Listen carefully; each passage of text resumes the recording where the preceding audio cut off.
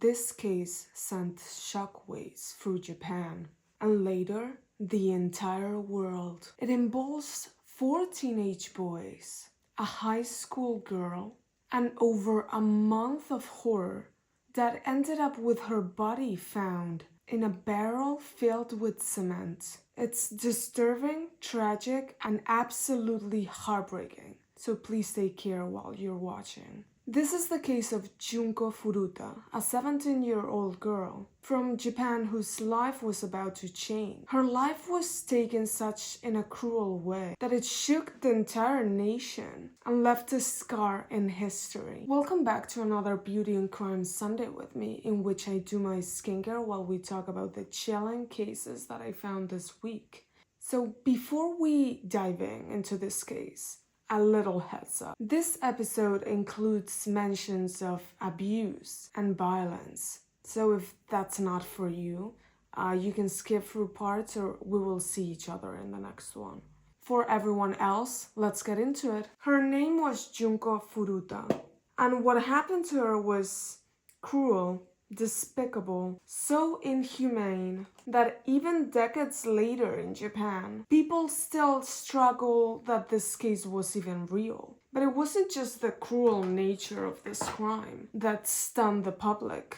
It was also what came after what happened to Junko. The 4 boys responsible for her murder actually confessed. They were caught.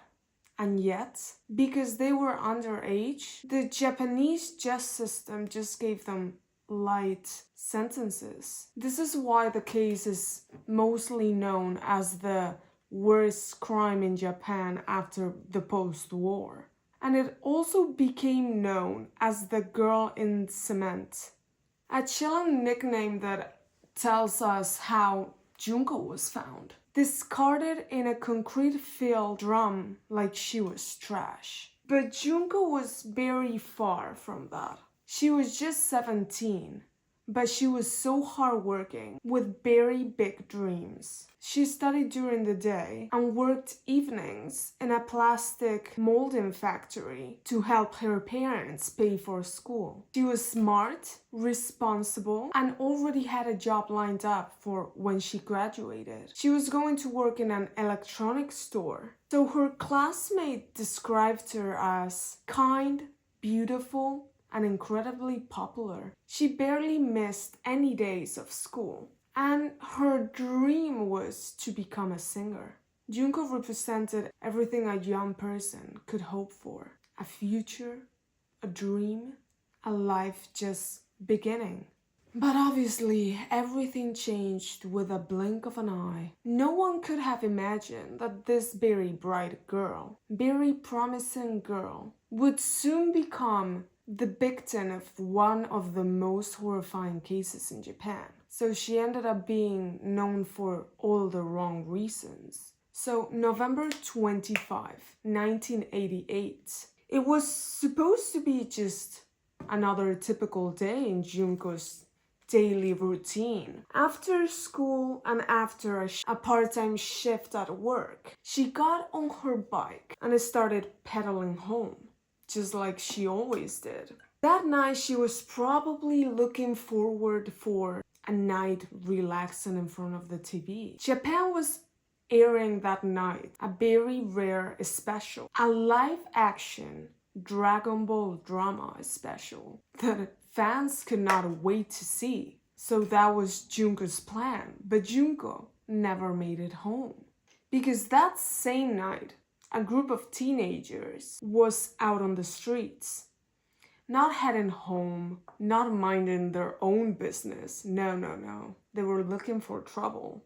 Their names were Hiroshi Miyano, 18, Joe Ogura, 17, Shinji Minato, 16, and Yasushi Watanabe, 17. Sorry if I say the names wrong, but I don't know Japanese. So these teens were associated with a local gang, not full-fledged yakuza, but part of a group aspiring to join the Japan criminal underground. That night they had only one goal: to find someone to target. So around 8:30, they found Junko just pedaling home. That's when Miyano gave a command.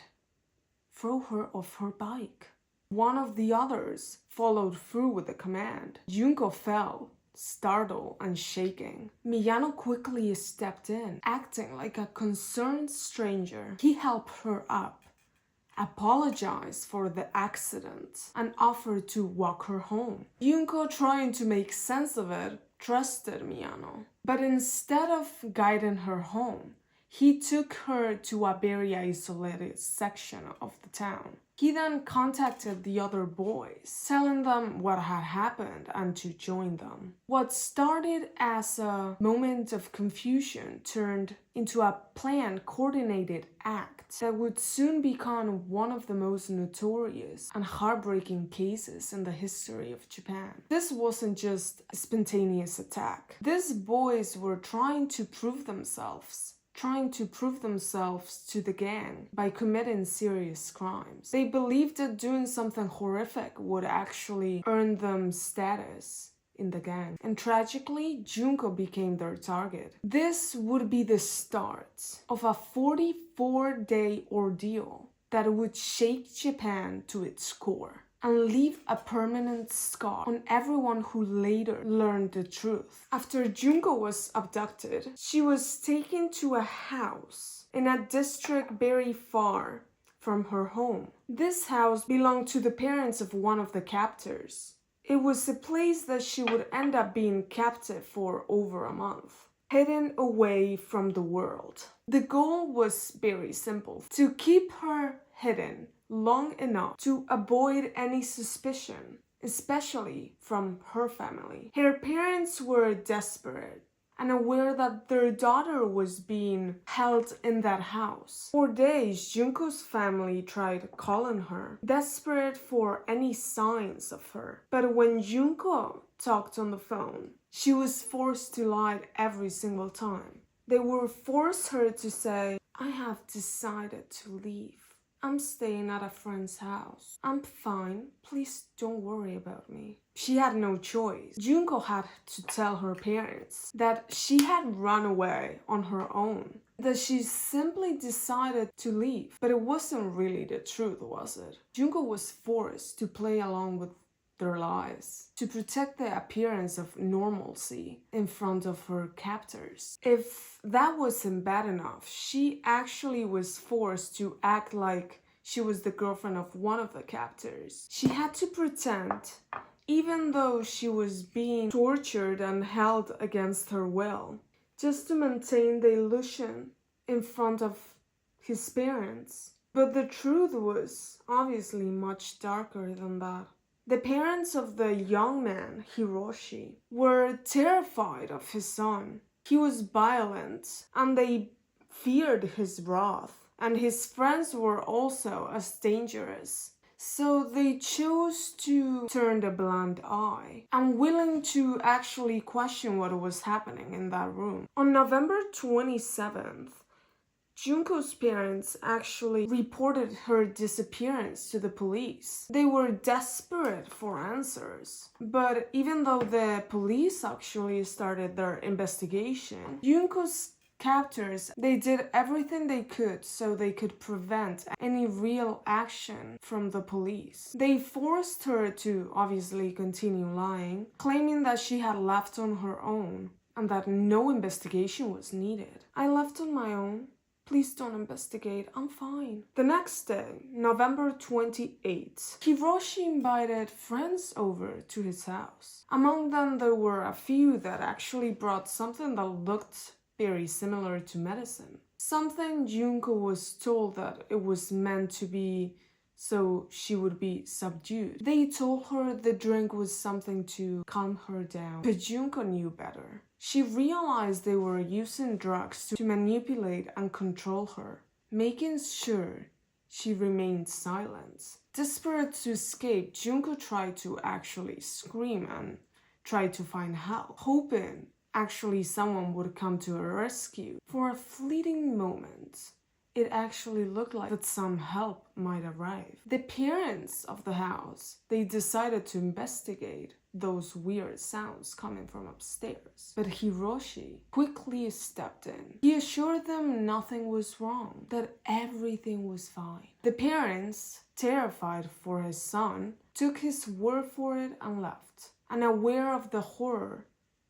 that their house had become. And as I said before, the parents actually were very afraid of his son and their friends. So they didn't really ask any more questions. So after the parents left, Hiroshi still kept bringing friends to his house. So with all that commotion, so the parents wouldn't hear anything, they put a pillow over her head.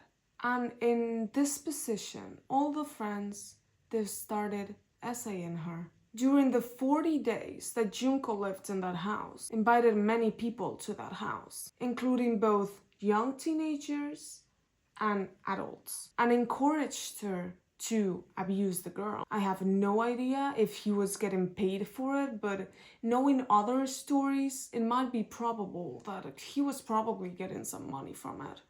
In total, it is estimated that she was essayed more than 500 times by more than 100 people. And at times, she was essayed by 12 different men in one day. But apart from the violence during her captivity, she also endured horrible torture.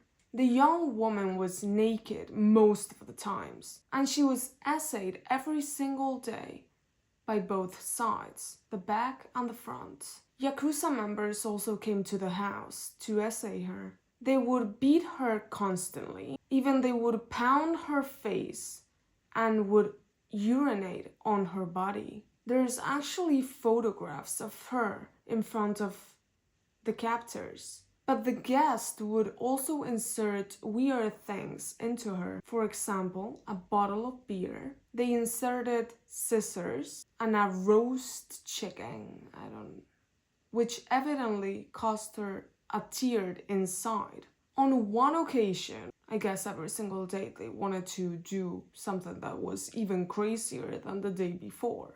They inserted a hot lamp inside of her. A hot lamp. What? And obviously the hot lamp broke inside, which I cannot even imagine how much pain that could be. Because when you touch a lamp that it's hot, obviously it's very painful. But imagine that inside of you and breaking with crystals inside of you, tearing you inside, plus the hotness of burning you from the inside. They also put her in a freezer for several days. They burned her eyelids with wax, also nailed her breasts, in addition with burning her with cigarettes. From all the torture, obviously, her body would not take it anymore and she would fall unconscious every single day.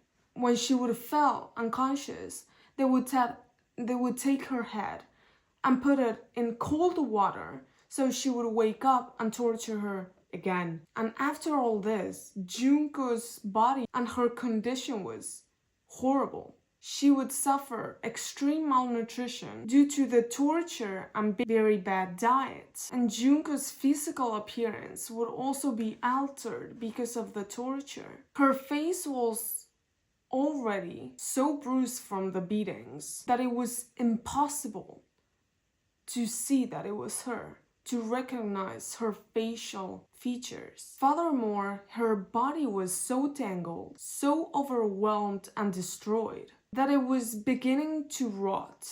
Yes, rot. And at this point, the men, because they are despicable people, they've lost interest for her. This is why they decided to take another 19-year-old girl.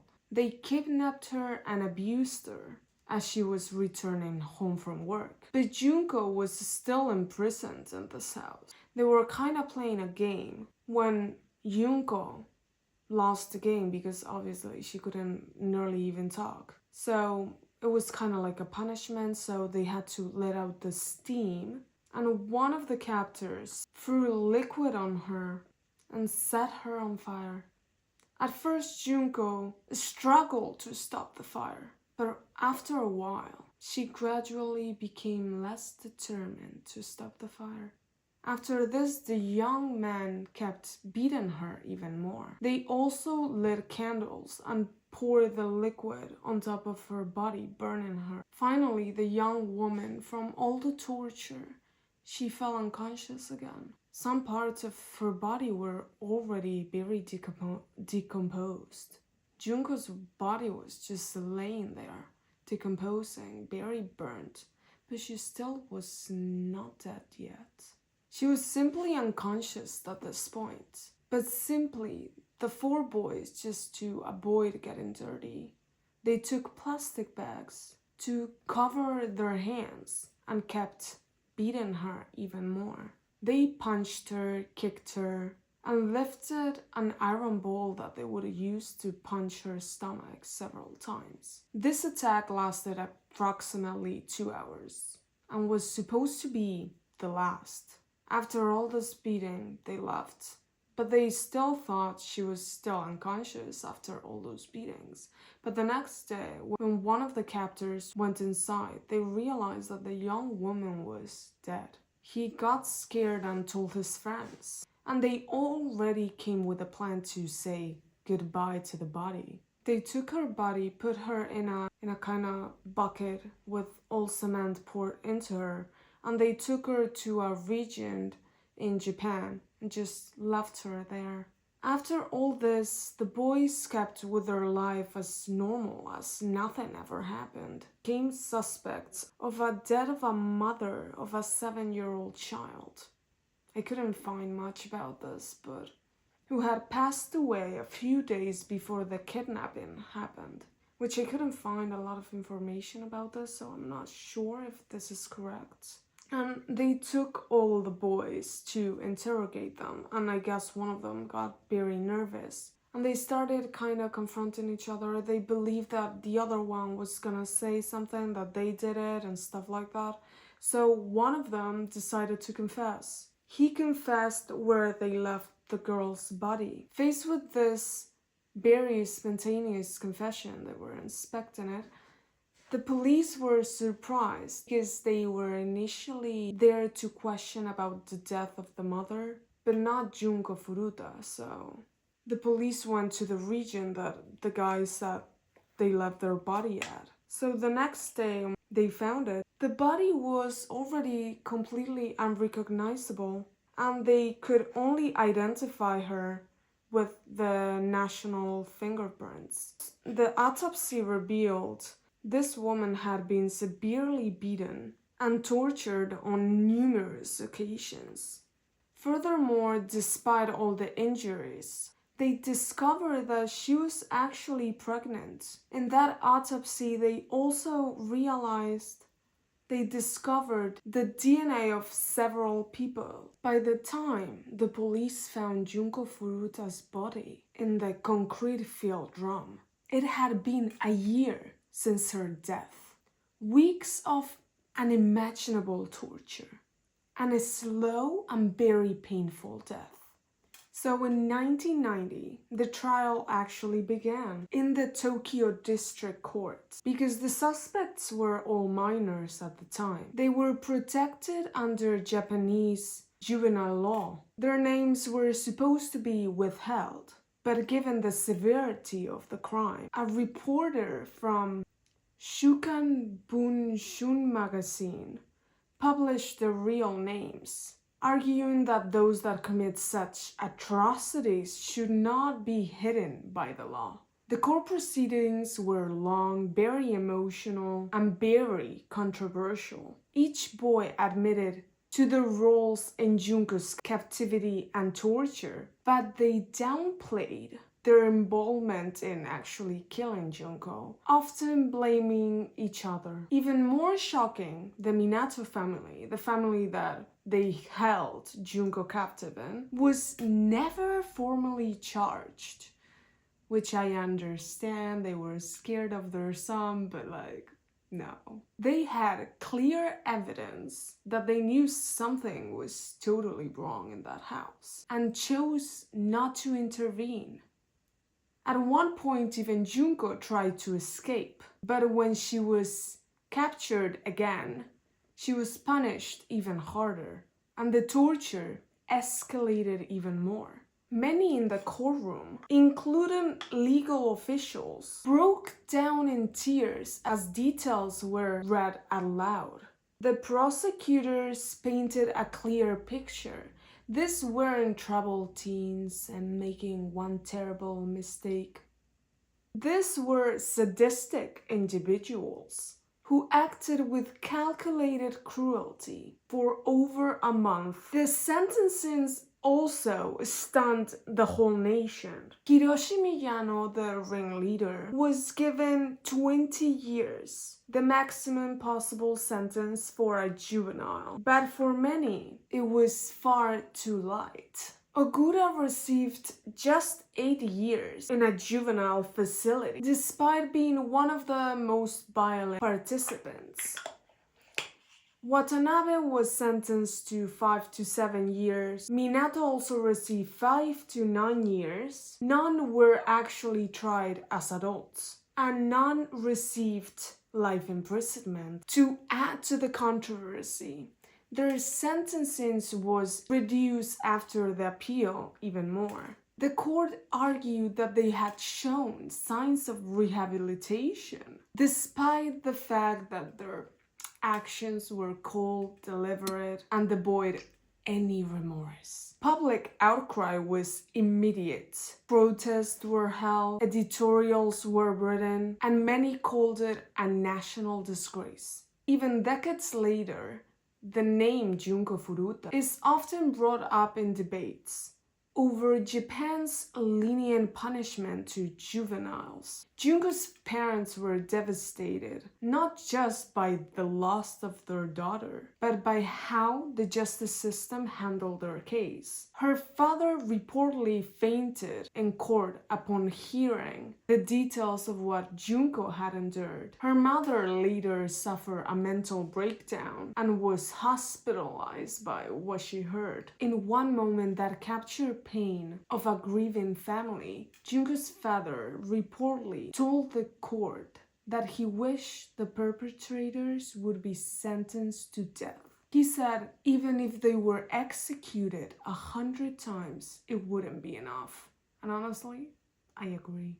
Yet despite everything, the boys served their sentence and they were released within years. The question that haunted Japan, and it still does, what kind of justice system allows this to happen? Junko's Furuta case is way more than a crime story. It's a brutal reminder of what happens when society looks the other way, like the parents. Her name became a symbol of injustice, but also strength. Her story has inspired many people to speak up, protect others, and demand change, especially for how the justice system treats juvenile offenders in these very extreme cases. So if this story really moved you, let's make sure this story is never forgotten. And if you want to see more cases like this, deep dives into true crime cases all around the world, don't forget to like, subscribe, and hit the bell.